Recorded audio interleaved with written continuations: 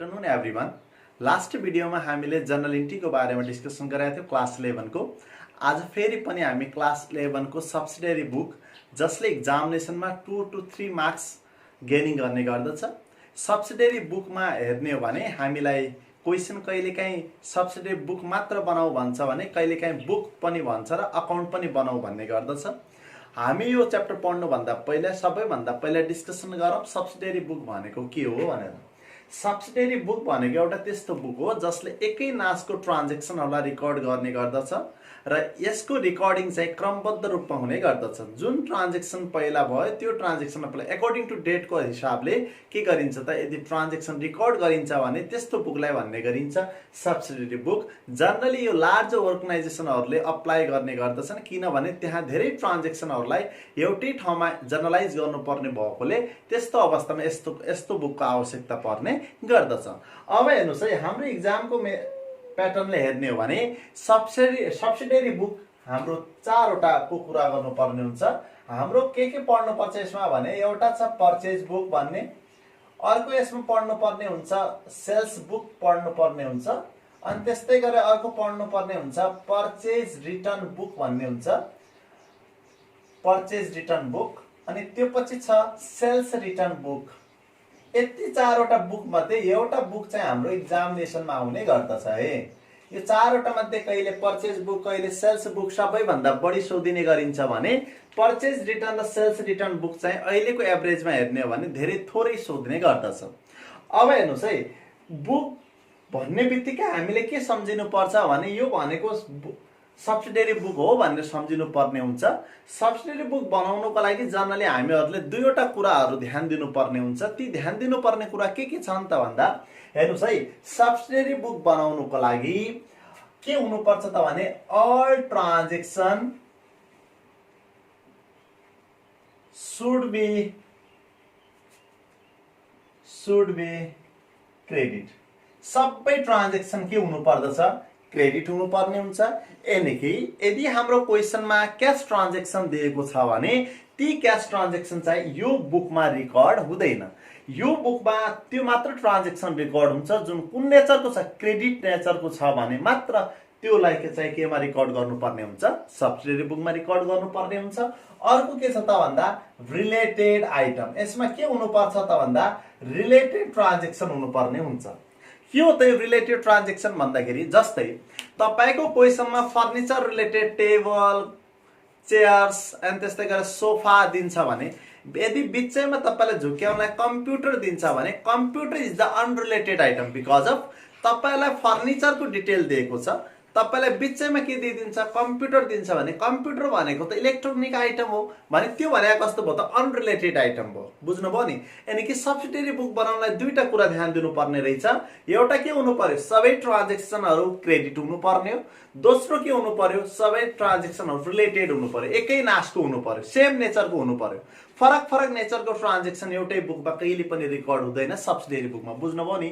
अब हेरौँ त, अब यसको फर्मेटको बारेमा डिस्कसन गरौँ। म तपाईलाई पर्चेज बुकको फर्मेट बनाएर बुझाउने प्रयास गर्छु। अर्को कुरा के बुझ्नु होला भने यो चारवटा बुक मध्ये कुनै एउटा बुक तपाईले बुझ्नु भएको छ भने बचेको तीनवटा बुक चाहिँ तपाई अटोमेटिकली बुझ्न सक्नुहुन्छ किनभने यी चारवटै बुकको एजम्पसनहरू कन्सेप्टहरू सबै के छ त सेम छ। त्यही भएर म तपाईलाई पर्चेज बुकबाट स्टार्ट गर्छु। यानी कि पर्चेज बुकको फर्मेट बनाएर तपाईलाई एउटा क्वेशन प्र्याक्टिस गराएर सब्सिडियरी बुकबाट के बुझाउन प्रयास गर्छु।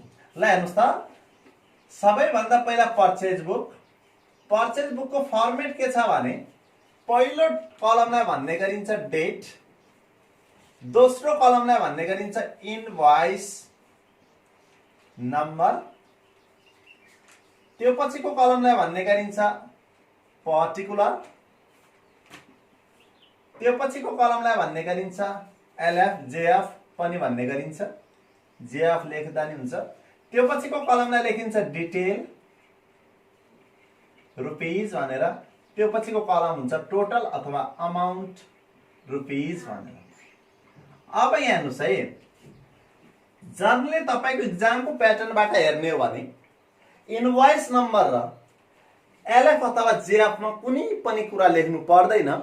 यो रियल लाइफमा हामीले ट्रान्जेक्सन गर्दा रियल लाइफमा हामीले प्र्याक्टिस गर्दाखेरि चाहिँ यी दुईटाको काम आउँछ। तर हाम्रो इक्जामको हिसाबले हेर्ने हो भने इन्भोइस नम्बर र जर्नल फोलियोको कुनै काम नहुने भएकोले तपाईँ यी दुईटै कलमलाई अलिक सानो पनि बनाउन सक्नुहुन्छ है। अब हेर्नुहोस् त, जुन डेटमा तपाईँको ट्रान्जेक्सन भयो त्यो डेटलाई डेटमा लेख्ने, जोबाट तपाईँले सामान किन्नुभयो सप्लायर्सको नेम र त्योबाट के किन्नुभयो त्यो कुरा पर्टिकुलरमा लेखिन्छ र पर्टिकुलर लेखिसकेपछि कतिको कोबाट कति सामान कतिको किन्यो भनेर त्यो डिटेलमा लेख्ने र डिटेलकोलाई एड गरेर हामीले कन्क्लुजन आन्सरलाई आउटर कलमलाई यानि कि अमाउन्ट कलममा हामीले लेख्नुपर्ने हुन्छ। ल म तपाईँलाई एउटा इक्जाम्पलबाट यसको कन्सेप्ट अलिक क्लियर गर्न चाहे। हेर्नुहोस् त, यसको म एउटा इक्जाम्पल लेख्छु यहीँनिर, यो फर्मेट पनि मेटाइदिन्छु। ल हेर्नुहोस् त, यसको एउटा इक्जाम्पल छ। ल हेर्नुहोस् त, मैले तपाईँहरूलाई एउटा इक्जाम्पल लेखेँ, पर्चेस बुकको इक्जाम्पल। हेर्नुहोस् त, यसमा के भनेको छ भने हामीहरूले यो पढ्नुभन्दा पहिला मैले भर्खर तपाईँहरूलाई भने पर्चेस बुकको दुईवटा एजम्सन छन्। एउटा एजम्सन के हो, सबै ट्रान्जेक्सन कस्तो हुनु पर्यो, क्रेडिट हुनु पर्यो। अर्को कुरा कस्तो हुनु पर्यो, रिलेटेड हुनु पर्यो भनेको थियो है, सेम नेचरको हुनु पर्यो भनेको थियो। अब हेरौँ त के भनेको छ, you are given following information, तपाईँलाई इन्फर्मेसन दिएको छ। हेर्नुहोस् त, पहिलो जनवरी 1 मा के भनेको छ, पर्चेस फ्रम राम भनेको छ। कोबाट किन्यौ, रामबाट किनेका छौँ भने हेर्नुहोस् त, लास्ट भिडियोमा हामीले डिस्कसन गरेका थियौँ जनरल इन्ट्री पढ्दाखेरि, यदि हामीले कुनै इन्डिभिजुअलबाट किनेका छौँ वा कुनै अर्गनाइजेसनबाट किनेका छौँ, कम्पनीबाट किनेका छौँ, तर पछाडि क्यास भन्ने वर्ड आउँदैन भने त्यो क्रेडिट ट्रान्जेक्सन हो भनेर पढेको थियो भने हेर्नुहोस् त, पर्चेस फ्रम राम भनेको के हो त, उधार हो कि क्यास हो, उधार हो, क्रेडिट ट्रान्जेक्सन हो भनेपछि यो ट्रान्जेक्सनलाई हामीले कसमा लेख्नु पर्यो, पर्चेस बुकमा लेख्नु पर्छ। अर्को हेर्नुहोस् त, जनवरी 10 मा के भनेको छ, purchase from Sita on cash भने कोबाट किन्यो, किन्न चाहिँ इन्डिभिजुअलबाट किनेको छ, तर पछाडि के भनेको छ, क्यास भनेको छ भने यो कस्तो ट्रान्जेक्सन भयो, क्यास ट्रान्जेक्सन भयो भने यो क्यास ट्रान्जेक्सनलाई हामीले बुकमा रिकर्ड गर्न पाउँदैनौँ, पर्चेस बुकमा हामीले रिकर्ड गर्न पाउँदैनौँ। ओके, त्यो पछि हेर्नुहोस् त, जनवरी 20 मा के भनेको छ, पर्चेस फ्रम गीता, कोबाट किन्यौ, गीताबाट, फेरि इन्डिभिजुअलबाट किनेका छौँ, क्यास भन्ने वर्ड छैन भने यो पनि क्रेडिट ट्रान्जेक्सन हो, यसलाई पनि हामीले कसमा रिकर्ड गर्नुपर्ने हुन्छ, पर्चेस बुकमा रिकर्ड गर्नुपर्ने हुन्छ। ल हेरौँ त, यसको सोलुसन मैले भर्खर फर्मेट बनाएर राखेको छु। हेर्नुहोस् त, सबैभन्दा पहिला जनवरी 1 वाला लेख्ने है, डेटमा लेख्ने जनवरी 1। इन्भोइस नम्बरमा के पनि पर्दैन अहिले, कोबाट किन्यौ, फ्रम राम, कोबाट किन्यौ, रामबाट किन्यौ। हेर्नुहोस् त, के किनेका छौँ लेखौँ यहीँनिर, 10 अकाउन्ट बुक @ कति भनेको छ, 200 इच भनेको छ। इच भनेको एउटाको भने, एउटाको कति हो, 200 रुपैयाँ भने हामीले कति किनेका छौँ, 10 वटा किनेका छौँ भने यी दुईटालाई मल्टिप्लाई गर्ने कति आउँछ, 2000 आउँछ। त्यो पछि अर्को के किनेका छौँ, 20 इको बुक @ ₹100 इच भनेको छ भने हेर्नुहोस् त, एउटाको 100 रुपियाँ भने हामीले टोटल कति किन्यौ, 20 किन्यौ भने दुईटालाई मल्टिप्लाई गरेर लेख्ने कति आयो, 2000। अब हेर्नुहोस् त, रामबाट हामीले जे किन्यौ त्यो कुरा लेखिसक्यौँ र त्यसको अमाउन्टलाई मल्टिप्लाई गरेर डिटेल कलममा लेखिसक्यौँ भने अब यी दुईटालाई एड गरेर हामीले आउटर कलममा लेख्ने कति आउँछ, 4000 आउँछ। त्यो पछि हेर्नुहोस् त, जनवरी 10 को ट्रान्जेक्सनलाई हामीले रिकर्ड गर्न पाउँदैनौँ किनभने यो क्यास ट्रान्जेक्सन हो। त्यो पछि हाम्रो के छ त, जनवरी 20 छ। हेर्नुहोस् त, जनवरी 20 मा कोबाट किनेको, फ्रम सीता, सरी गीता, हामीले कोबाट किन्यौ, गीताबाट किनेका छौँ। हेर्नुहोस् त, गीताबाट के किनेका छौँ, 10 इको बुक @ ₹100 इच। हेर्नुहोस् त, एउटाको 100 भने 10 को कति भयो त, 1000। त्यो पछि हेर्नुहोस् त, कति दिएको छ, 20 अकाउन्ट बुक @ ₹200 इच भनेको छ।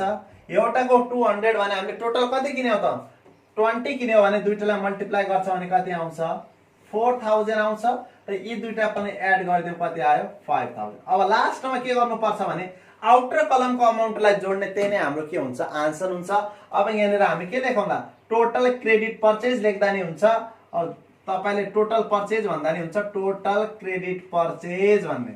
हेर्नुस् त कति गर्यो टोटल क्रेडिट पर्चेज 4000 प्लस 5000 कति आयो 9000। यही नै हाम्रो के हुन्छ त आन्सर यानी कि सोलुसन हुने गर्दछ। यो त थियो तपाईलाई एउटा पर्चेज बुक सोधेको क्वेशन थियो, तर एक्जामिनेसनमा कहिलेकाहीँ झुक्क्याउला के पनि सोधिरा हुन्छ भने purchase book and purchase account भन्छ। भर्खरै हामीले बुकको बारेमा डिस्कसन गर्यौं। बुकमा हामीले के भन्यौं भने सबै ट्रान्ज्याक्सनहरु क्रेडिट हुनु पर्यो, सबै ट्रान्ज्याक्सनहरु रिलेटेड हुनु पर्यो भन्ने कुरा हामीले केमा डिस्कसन गर्यौं बुकमा डिस्कसन गर्यौं भने अब यदि यही मेरो तपाईलाई अकाउन्ट पनि सोधेको भए लेजर बनाऊ भनेको भए त्यहाँनिर के हुन्छ भन्दाखेरि ट्रान्ज्याक्सन क्याश होस् या क्रेडिट होस् सबै ट्रान्ज्याक्सनलाई के गर्नुपर्ने हुन्छ पर्चेज अकाउन्टमा रिकर्ड गर्नुपर्ने हुन्छ। यदि हामीलाई यहीँनिर पर्चेज अकाउन्ट सोधेको भए हामी पहिलो ट्रान्ज्याक्सनलाई पनि रिकर्ड गर्छौं दोस्रोलाई पनि रिकर्ड गर्छौं, किनभने अकाउन्टले क्याश एन्ड क्रेडिट बोथ ट्रान्ज्याक्सनलाई रिकर्ड गर्ने गर्दछ भने हामी यो ट्रान्ज्याक्सनलाई पनि रिकर्ड गर्थ्यौं र यो ट्रान्ज्याक्सनलाई पनि के गर्छौं रिकर्ड गर्ने गर्दछौं। यो त के थियो पर्चेज अकाउन्टको कुरा। अब यो पछि डिस्कसन गरौँ हामीले डिस्काउन्टको बारेमा। हाम्रो एक्जामिनेसनमा कहिलेकाहीँ ट्रेड डिस्काउन्ट क्याश डिस्काउन्टको कुराहरू आउँदैछ, एकचोटि सर्टकटमा यसको बारेमा डिस्कसन गरौँ। हेर्नुस् त क्याश र ट्रेड गरेर हाम्रो दुईवटा डिस्काउन्टको बारेमा हामीले डिस्कसन गर्नुपर्ने हुन्छ। डिस्काउन्ट जनरली दुई किसिमको हुने गर्दछ। एउटा डिस्काउन्टलाई हामीले ट्रेड डिस्काउन्ट भन्ने गर्दछौं जसलाई व्यापारिक छुट भनिन्छ। अर्को डिस्काउन्ट के हो त क्याश डिस्काउन्ट हो जसलाई हामीले नगद छुट भन्ने गर्दछौं। क्याश ट्रेड डिस्काउन्ट भनेको के हो भने बिजनेसलाई इन्करेज गर्नको लागि, बिजनेसलाई बढाउनको लागि, सेल्सलाई बढाउनको लागि जुन डिस्काउन्ट दिइन्छ त्यो डिस्काउन्टलाई भन्ने गरिन्छ ट्रेड डिस्काउन्ट भन्ने गरिन्छ। ट्रेड डिस्काउन्टलाई बुकमा रिकर्ड गरिन्छ तर अकाउन्टमा रिकर्ड गर्न मिल्दैन। फेरि पनि है के भने मैले ट्रेड डिस्काउन्टलाई केमा रिकर्ड गर्न सकिन्छ purchase book, sales book, purchase return book, sales return बुकमा रिकर्ड गर्न सकिन्छ। यानी कि सब्सिडियरी बुकमा के हुन्छ ट्रेड डिस्काउन्टलाई रिकर्ड गर्न सकिन्छ तर त्यसलाई कहाँ रिकर्ड गर्न सकिँदैन अकाउन्टमा रिकर्ड गर्न सक्दैनौं। भनेपछि क्याश डिस्काउन्ट भनेको के हो भने क्याशको पेमेन्ट गर्दाखेरि अथवा तपाईले क्याशमा कुनै सामान पर्चेज गर्दाखेरि जुन डिस्काउन्ट पाउनुहुन्छ त्यो डिस्काउन्टलाई भन्ने गरिन्छ क्याश डिस्काउन्ट भन्ने गरिन्छ। And on the way of payment of cash जुन क्याश डिस्काउन्ट हामी दिने गर्दछौं अथवा लिने गर्ने गर्दछौं भने त्यो डिस्काउन्टलाई हामीले क्याश डिस्काउन्ट भन्ने गर्दछौं। क्याश डिस्काउन्टलाई हामीले रिकर्ड कता गर्ने हो अकाउन्टमा रिकर्ड गर्ने हो भने बुकमा रिकर्ड गर्न मिल्दैन, अकाउन्टमा के गर्नुपर्छ रिकर्ड गर्नुपर्ने हुन्छ। ट्रेड डिस्काउन्टलाई बुकमा रिकर्ड गर्नुपर्छ भने अकाउन्टमा रिकर्ड गर्न चाहिँ मिल्दैन।